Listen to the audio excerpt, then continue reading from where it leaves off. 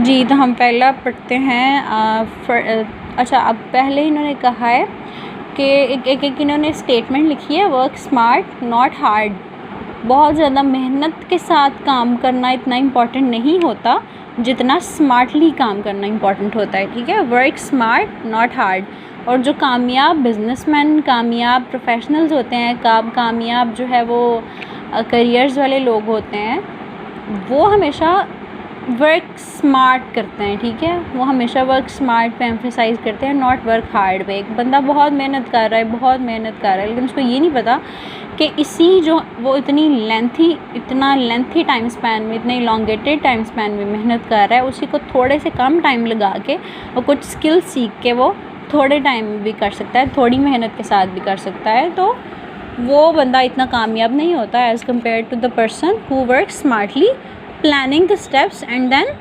practically moving on to those steps। ठीक है, अच्छा जी, अब हम कहते हैं कि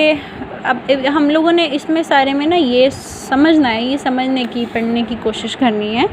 कि हम लोग जो है वो ज़्यादा से ज़्यादा बेनिफिट किस तरह से प्रोजेक्ट मैनेजमेंट से हासिल कर सकते हैं प्रोफेशनल लोग। ठीक है, सो द फर्स्ट बेनिफिट, पहला फ़ायदा क्या हो सकता है प्रोजेक्ट में काम करने से, प्रोजेक्ट मैनेजमेंट में काम करने से? Resources such as time, money and personnel are appropriately allocated to the organisation's numerous priorities and objectives. Through advanced planning, individual project calendars can be adjusted to coordinate with other organization commitments. For example, in planning a major new product rollout, a company can ensure that it occurs at a time when other products are not absorbing needed time and energy of the managers. अच्छा, पहला वाला क्या है कि जो resources होते हैं project को मैनेज करने के लिए, पैसा होता है, टाइम होता है, आपकी विल पावर होती है, आपके पर्सनल होते हैं, तो इनको अप्रोप्रिएटली मैनेज करके हम लोग जो हैं वो एक तीर से दो निशाने भी चला सकते हैं। ठीक है, इसका इन्होंने असल में ये कॉन्सेप्ट दिया हुआ है यहाँ पे इस वाले बेनिफिट में। एक तीर से दो निशाने किस तरह से चल सकते हैं, अभी आपको पता चलता है। एक एग्ज़ाम्पल इन्होंने दी है कि जी, अगर आप बिल फर्ज एक कंपनी का जो है वो in planning a major new product roll out, company can ensure that it occurs at a time when other projects are not absorbing needed time. आप किसी, अगर बिल फर्ज एक सादा अल्फाज में मैं आपको बताती हूँ कि आप कोई प्रोडक्ट जो है वो नया प्रोडक्ट लॉन्च करना चाहो किसी कंपनी का, किसी फर्म का, किसी प्रोडक्शन हाउस का,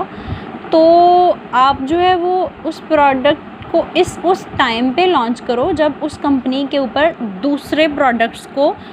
मार्केटाइज़ करने का प्रेशर इतना ज़्यादा ना हो। ठीक है, यानी अगर आपने कोई नया प्रोडक्ट लॉन्च किया है तो आप लोग जो है वो अपना एनर्जी भी बचाओ, अपना टाइम भी बचाओ, इस लिहाज से कि आप उस प्रोडक्ट को बेचने के लिए, उसकी मार्केटिंग करने के लिए आपको जो एफ़र्ट दरकार है, आपको जो पैसा, आपको जो टाइम दरकार है, वो बाकी दूसरे प्रोडक्ट्स के टाइम पे ना चाहिए हो, तो फिर आप कामयाब हो सकते हो। ठीक है, तो वो जो टाइम, नीडेड टाइम होती है, जो एनर्जी होती है, वो मैनेजर सारे के सारी जो रिसोर्सेज हैं वो आपके नए प्रोडक्ट को लॉन्च करने में, मार्केटाइज़ करने में लगाते हैं, और साथ ही साथ साइड बाय साइड जो है वो दूसरे प्रोडक्ट्स भी चलते होते हैं, उनकी मार्केटिंग भी चलती होती है, लेकिन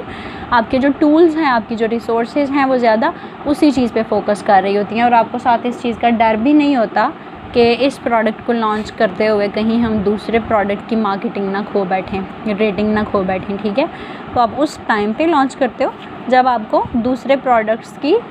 मार्केटिंग जो है वो अफेक्ट होती नज़र नहीं आती। उसके बाद जी सेकंड वाले कहते हैं, long term objectives can be kept in mind while short term objectives are being implemented. तो छोटे लेवल के ऑब्जेक्टिव्स, छोटे लेवल के मकासद, मतलब कुछ अरसे में पूरे होने वाले जो गोल्स होते हैं, वो उन पे काम करते हुए हम लोग लंबे वक्त या लंबी इलॉन्गेटेड लेंथी टाइम स्पैन में जो चीज़ें चाहिए होती हैं, जो ऑब्जेक्टिव्स हम लोगों ने फुलफ़िल करने होते हैं, वो भी हम साथ साथ करते जाते हैं। यानी लॉन्ग टर्म ऑब्जेक्टिव्स भी होते जाते हैं साथ साथ हल, और शॉर्ट टर्म ऑब्जेक्टिव्स भी साथ साथ होते जाते हैं हमारे। तो for example if a company strives to expand sales by 20% by adding an online business to complement its brick and mortar business,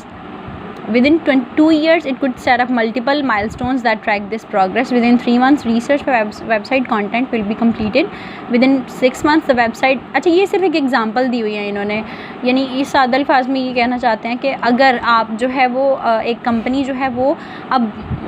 एक मैनुअल तो काम करती ही करती है, आउटलेट्स पे तो काम करती है, लेकिन वो ऑनलाइन भी करना चाह रही है थ्रू वेबसाइट्स, अपना पेज बना के, अपनी वेबसाइट बना के।